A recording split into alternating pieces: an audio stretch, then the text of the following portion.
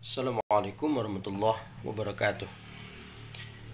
Pada pertemuan kali ini saya akan menjelaskan secara ringkas terkait dengan hukum-hukum syariah atau al-ahkam asy-syar'iyyah. Ini bagian pertama dari diskusi kita tentang usul fikih yang kita coba kaitkan atau jadi sebuah pegangan bagaimana kita bermuamalah yang kaitan dengan ekonomi atau harta, al-muamalah al-maliyah. Sebelum kita mendiskusikan tentang hukum-hukum syariah ini, kita secara singkat akan menyampaikan definisi usul fikih dulu. Mengapa demikian? Karena dari pemahaman usul fikih ini kita akan membuka pintu dalam pembahasan hukum-hukum syariah. Kata usul fikih dia terdiri dari dua kalimat. Kalimat tentu saja kalimat dalam bahasa Arab atau kata dalam bahasa Indonesia. Yang pertama adalah kata usul, yang kedua adalah kata al-fiqh. Kata usul itu sendiri adalah bentuk jama dari kata aslun. Aslun sebagai mufrad dan usul sebagai jama'. Aslun sebagai singular dan usulun sebagai plural. Jika kita melihat ke kamus, kata aslun ini memiliki beberapa arti. Pertama, aslun bisa diartikan sebagai pokok. Kemudian aslun pun bisa diartikan sebagai dasar. Kemudian aslun juga bisa diartikan sebagai sumber. Misalnya ada yang kita sebut asal dari anak itu adalah kedua orang tuanya. Berarti kedua orang tua itu sebagai sumber. Maka ada istilah furu' ketika kita bicara tentang nasab anak, cucu dan seterusnya. Itu adalah furu' orang tua sebagai aslun. Yang kedua, aslun tadi disebut sebagai dasar. Misalnya ketika kita bicara asal rumah ini adalah pondasi, berarti pondasi sebagai dasar dari rumah itu. Kemudian aslun pun tadi disebut sebagai pokok, artinya sesuatu yang menjadi inti dari sesuatu yang lain. Misalnya pokok dari permasalahan ini berarti asal dari permasalahan. Kemudian kalau kita bicara konteks usul fikih, ada kaitan dari arti usul ini adalah dalil. Misalnya asal argumentasi ini adalah Al-Quran surah Al-Ahzab misalnya ayat sekian. Berarti maksudnya dalil. Nah, itu yang disebut dengan aslun. Jadi secara singkat, aslun itu dasar, aslun itu pokok, aslun itu pondasi, aslun itu sumber. Tentu saja kalau konteks usul fikih bisa diartikan bahwa aslun ini menjadi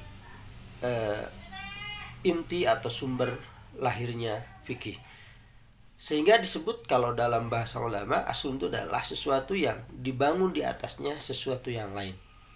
Sesuatu yang dibangun di atasnya sesuatu yang lain. Pondasi disebut aslun karena di atasnya dibangun rumah. Akar disebut aslun karena di atasnya ada pohon. Nah, usul fikih sebagai aslun karena di atasnya ada fikih. Jadi fikih diletakkan di atas usul fikih. Jadi usul fikih sebagai dasar lahirnya fikih. Nah, lalu fikih itu sendiri apa?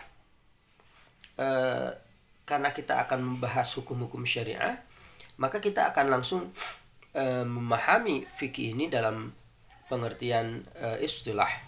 Di dalam pendapat ulama banyak definisi terkait dengan fikih itu sendiri. Tetapi saya akan memberikan salah satu definisi yang berbunyi yang disebut dengan fikih itu adalah ma'rifatul ahkamis syar'iyyatil amaliyah bi adillatiha tafsiliyah. Gitu. Jadi ma'rifatul ahkamis syar'iyyah al-amaliyah bi adillatiha tafsiliyah. Memahami atau mengetahui hukum-hukum syar'i atau syariah yang bersifat amaliyah dengan dalil-dalil yang terperinci. Ada sebagian pendapat yang ujungnya itu ma'rifatul ahkamis syar'iyyah al-amaliyah bi adillatiha tafsiliyah atau bi tariqatil ijtihad, dengan metode ijtihad. Kita tidak sedang merangkai atau merangkum definisi, tetapi kita ingin menurunkan konsep fikih ini menjadi pembahasan hukum-hukum yang hari ini kita akan diskusikan, sehingga definisi kita ambil yang dianggap mewakili dari pembahasan yang akan disampaikan pada saat ini. Jadi sekali lagi, ada ulama yang mendefinisikan bahwa fikih itu adalah ma'rifatul ahkami syar'iyyatil amaliyah, mengetahui hukum-hukum syar'i yang bersifat amaliyah, bi adillatiha tafsiliyah, dengan dalil-dalil yang terperinci. Oke, jadi ma'rifah itu artinya mengetahui. Berarti di sini bisa dua hal kata ulama usul fikih. Pertama ilmu, kedua prasangka. Jadi ilmu dan prasangka itu disebut sebagai ma'rifah dalam konteks ini. Kemudian kata al-ahkam syar'iyyah ini bicara hukum syara'. Kalau hukum syara' tentu ada syari', ada syara', ada syariah atau syar'iyyah. Syari' ini adalah Allah dan Rasulnya. Berarti hukum-hukum syara' ini tentu hukum-hukum yang digali dari Al-Quran dan Hadis, tidak yang lain. Begitu. Al-amaliyah, kata amaliyah ini artinya perbuatan. Sehingga objek fikih itu adalah perbuatan mukallaf. Perbuatan mukallaf. Jadi fikih tidak bicara tentang sebuah keyakinan. Fikih juga tidak bicara tentang akhlak, tapi fikih bicara tentang amaliyah. Fikih bicara tentang perbuatan. Dan fikih pun tidak bicara tentang sesuatu yang sifatnya benda. Sehingga perlu teman-teman pahami. Misalnya nih, kartu kredit syariah. Apakah kartu kredit ini halal atau haram? Kartu kredit itu benda. Sehingga tidak bisa dihukumi apakah dia syariah atau tidak. Tinggal bagaimana kalau kita misalnya membahas bagaimana menggunakan kartu kredit. Jadi amaliyahnya, bukan kartu kreditnya. Nah, ini perlu dipahami. Kalau usul fikih objeknya dalil, dan dalilnya sifatnya global, itu usul fikih. Kalau fikih objeknya adalah perbuatan manusia, bukan yang lainnya. Nah, kemudian bi adillatiha tafsiliyah, hukum-hukum ini yang terkait dengan perbuatan manusia itu dengan dalilnya, dan dalilnya itu terperinci, tidak global. Sahabat-sahabat mahasiswa ekonomi syariah, tentu teman-teman tidak bisa memahami ini secara komprehensif misalnya ya, tetapi teman-teman bisa mencoba untuk lebih mendalami dan memahaminya. Jadi sekali lagi, kita mengambil definisi fikih ini adalah ma'rifatul ahkami syar'iyyatil amaliyah bi adillatiha tafsiliyah, mengetahui hukum-hukum syariah yang bersifat perbuatan dengan dalil-dalilnya yang terperinci. Nah, jadi usul fikih sebagai dasarnya dibangun di atasnya fikih, maka hukum-hukum itu ada di dalam bahasan fikih. Usul fikih berkepentingan secara global, tetapi detail tentang hukum ini apa, hukum melaksanakan itu hukumnya apa, itu ada di wilayah fikih. Nah, hukum syariah ini adalah bahasan kita di kesempatan ini. Sebelum bicara al-ahkam asy-syar'iyyah, kita akan coba mendefinisikan dulu apa itu hukum. Mengapa demikian? Karena kita penting untuk bisa kalau dalam bahasa ilmu mantik tasdik ya, mengambil sebuah kesimpulan nanti dengan istilahnya natijah, setelah kita tasawur dulu, kemudian tasdik, dan nanti kita sampai kepada titik kesimpulan. Kata al-ahkam ini bentuk jama' atau plural dari kata al-hukm atau hukmun. Nah, kata al-hukm itu sendiri maknanya bisa banyak. Pertama, dia diartikan sebagai al-man'u. Man'u itu artinya menghalangi atau mencegah. Karena salah satu fungsi dari hukum adalah bagaimana hukum ini menjadi alat untuk mencegah sesuatu yang ditentukan oleh hukum itu tidak boleh dilakukan, dan mencegah orang keluar dari sesuatu yang harus dilakukan. Itu yang disebut dengan al-man'u. Kalau kita lihat dalam bahasa lain, hukum suka diartikan adalah a tool of social engineering, sebuah alat untuk merekayasa sosial. Itu hukum. Yang kedua, hukum juga berarti al-qadha. Al-qadha ini artinya ketetapan atau keputusan. Nah, hukum ini bisa berarti al-qadha dalam arti apa yang diputuskan, apa yang ditentukan itu adalah hukum. Misalnya Allah menghukumi atau syariah menghukumi perbuatan ini adalah wajib. Artinya apa? Syariah memutuskan perbuatan itu adalah wajib. Nah, saya sampaikan dua arti saja kata hukum ini ketika kita bicara secara bahasa atau etimologi.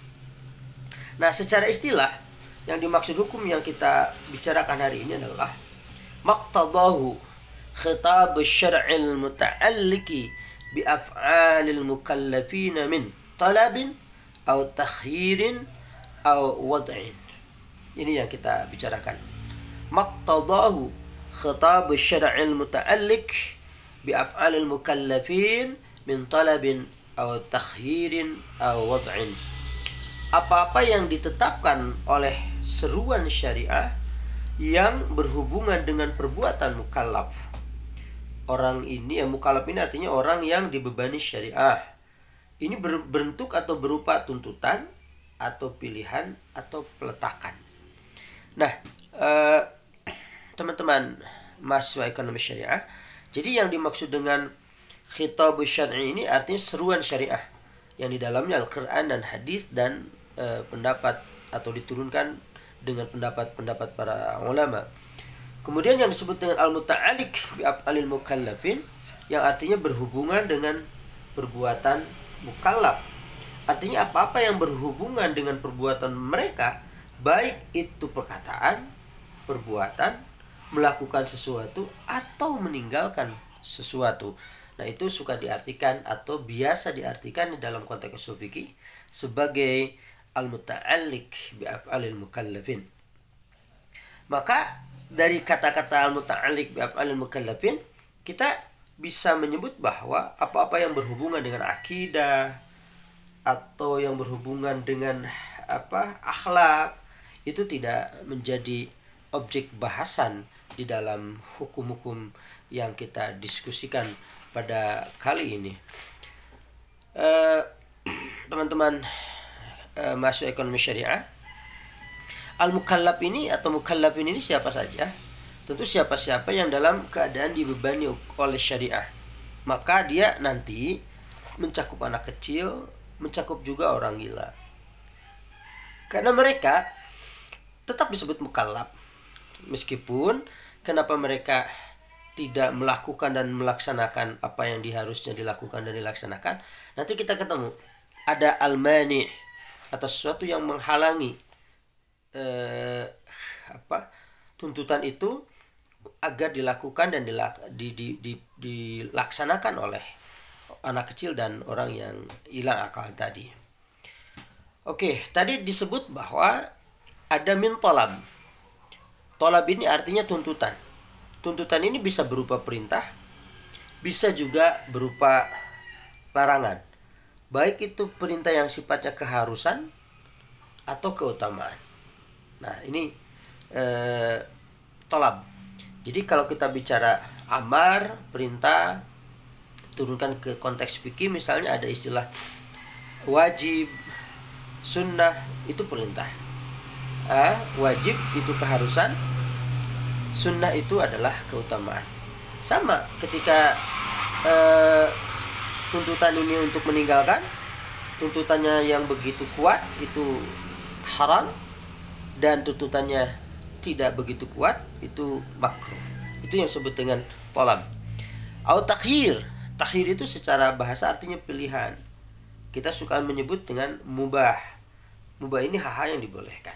Meskipun diskusi tentang arti atau konsep mubah pun tidak sesederhana yang kita artikan sebagai sesuatu yang disebut dengan kebolehan. Nah ini teman-teman masuk ekonomi syariah, apa yang kita sebut dengan hukum. Jadi bicara hukum, sekali lagi, bicara apa yang sudah Allah tentukan terkait dengan hukum-hukum syariah yang ada kaitannya dengan atau melihat perbuatan mukallaf, baik itu berupa tuntutan, pilihan, atau peletakan. Nanti kita akan lihat dari tuntutan dan pilihan itu akan ketemu hukum atau al-hukm at-taklif, hukum taklif. Nanti ketika bicara wad'i, nanti ada hukum wada'. Nah, oleh karena itu ulama membagi hukum ini ke dalam dua bagian. Yang pertama adalah hukum taklifi atau pembebanan. Yang kedua adalah hukum wad'i atau peletakan. Jadi logikanya begini. Sholat itu hukumnya fardu atau wajib. Misalnya sholat yang 5 waktu. Nah, untuk pelaksanaan bagaimana wajib itu bisa dilakukan, maka itu adalah hukum wad'i yang bicara. Maka hukum wad'i nanti bicara tentang aspek syarat di situ, aspek batal, mani, dan lain sebagainya. Jadi teknisnya itu ada di hukum wad'i. Gitu. Perintahnya itu ada di hukum taklifi. Nah, teman-teman mahasiswa ekonomi syariah, ketika kita bicara hukum taklifi, ulama berbeda pendapat. Kita ambil ada 2 golongan ulama yang bicara tentang taklifi ketika membagi itu. Pertama misalnya ulama jumhur membagi hanya 5 saja. Yang seperti kita tahu ada wajib, kemudian ada sunnah, ada haram, ada makruh, dan ada mubah gitu. Wajib, sunnah, haram, makruh, mubah. Kalau ulama Hanafiyah membagi ke dalam 7 bagian. Pertama ada fardu. Fardu ini tingkatannya lebih tinggi. Kemudian ada wajib. Kemudian ada sunnah. Kemudian ada haram. Di bawah haram ada makruh tahrim. Jadi bukannya makruh, tetapi ada tahrim. Kemudian makruh, dan terakhir kita sebut mubah. Jadi ada yang menyebut 5, ada yang menyebut 7. Tetapi jumhur ulama yang dipakai hukum itu hanya 5 saja. Jadi teman-teman sekalian, ketika kita bicara fikih, kita akan bicara hukum-hukum ini. Nah, hukum ini dikaitkan dengan perbuatan. Tidak ada kaitannya dengan benda. Tidak ada kaitannya dengan nama. Hukum ini bicara dengan perbuatan. Nah, bagaimana kita memahami kondisi ini? Tentu kita harus bisa mengenal jenis-jenis hukum itu sendiri. Kalau wajib, teman-teman sudah paham di dalam fikih bahwa dikerjakan mendapatkan pahala, ditinggalkan mendapatkan dosa atau siksa. Turun dari wajib, sunnah, dikerjakan mendapatkan pahala, ditinggalkan tidak menjadi dosa. Nah, kalau haram, dikerjakan mendapatkan dosa dan ditinggalkan mendapatkan pahala. Dan sedangkan makruh, dikerjakan tidak apa-apa, ditinggalkan mendapatkan pahala. Kalau mubah, boleh dikerjakan, boleh ditinggalkan. Itu sederhananya teman-teman sekalian ketika kita bicara hukum taklif. Nah, kalau dalam bahasa usul fikih istilahnya ada mandub gitu kan.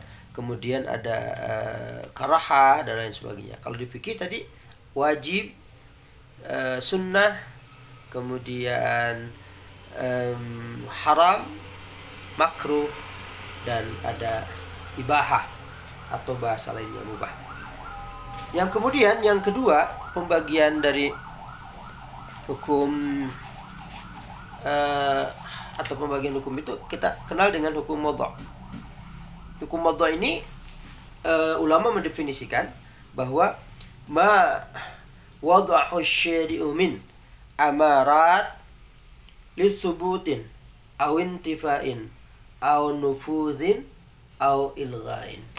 Ini ma wada'hu syari'u min amarat lithubutin aw intifa'in aw nufudhin aw ilghain. Jadi apa-apa yang diletakkan oleh pembuat syariah dari tanda-tanda untuk menetapkan atau menolak, melaksanakan atau membatalkan. Menetapkan, menolak, melaksanakan atau membatalkan.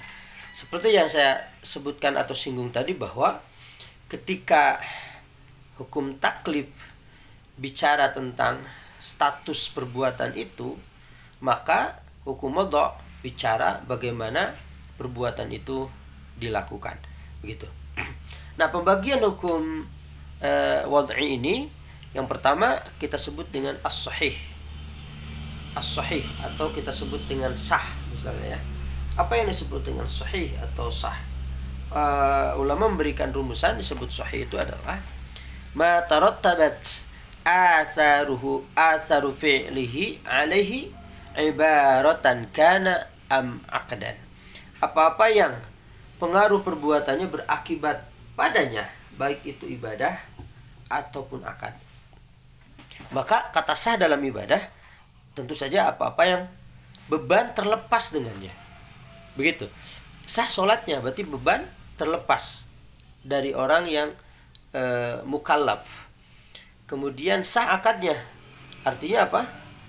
Akad tersebut berakibat terhadap keberadaannya. Dalam arti akad ini menimbulkan hak dan kewajiban karena akadnya sah. Nah, ini teman-teman sekalian, apa yang kita sebut dengan sahih atau sah. Jadi sah sekali lagi adalah ma tarattabat atharu fi'lihi alaihi ibadatan kana am aqdan. Jadi apa-apa yang berpengaruh atau sesuatu yang pengaruh perbuatannya berakibat padanya. Pengaruh perbuatannya berakibat padanya. Baik itu dalam ibadah ataupun dalam muamalah. Kalau dalam ibadah misalnya sholatnya sah, sekali lagi tuntutan maka hilang padanya karena sudah terselesaikan. Akadnya sah berarti dengan akad itu akan berdampak kepada hak dan kewajiban. Itu yang kita sebut dengan sah. Kalau kita kaitkan misalnya dengan muamalah, nah tentu saja kata sah ini menjadi penting. Dan sah ini bisa terukur. Jadi teman-teman ekonomi syariah, kalau sudah bicara sah atau batal, kita akan tahu indikatornya. Maka kita akan bisa mengukurnya. Yang tidak bisa diukur itu adalah diterima atau tidak diterima. Itu bukan wilayah kita. Itu wilayah Allah. Begitu.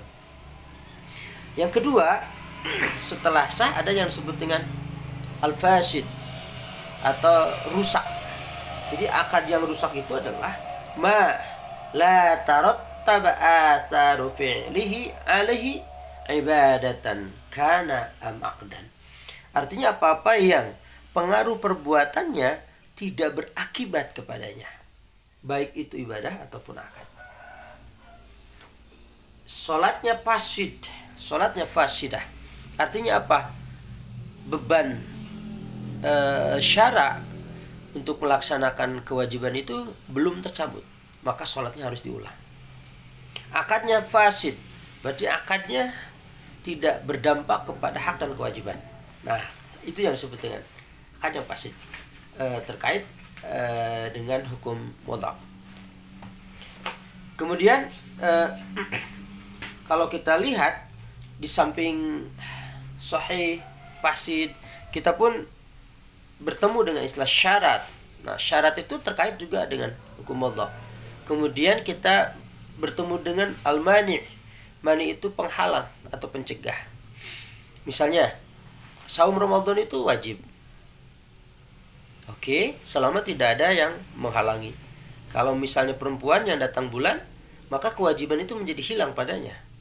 Kenapa? Karena dia ada mani atau penghalang. Jadi sahabat-sahabat teman-teman ekonomi syariah, uraian singkat terkait dengan al-ahkam syariah ini tujuannya adalah ketika nanti teman-teman bertransaksi, bermuamalah, kita tahu ini hukumnya seperti apa.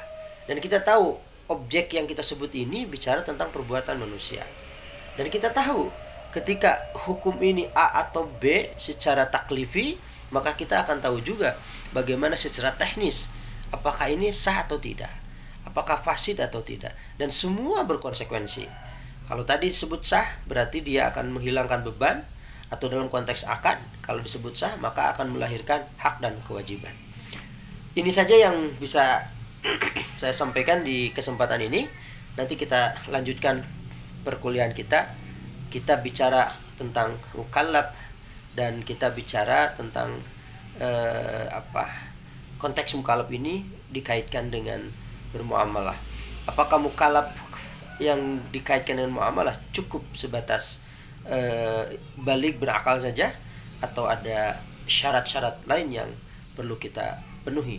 Nanti kita bahas lagi. Tentu saja ini uraian tidak komprehensif karena sifatnya sebagai trigger saja, dan mudah-mudahan teman-teman nanti di kolom diskusi kita berdiskusi, dan suatu saat hasil diskusi atau tanya jawab teman-teman di kolom tanya jawab nanti akan saya bahas dan saya uraikan kembali. Mohon maaf segala kekurangan. Assalamualaikum warahmatullahi wabarakatuh.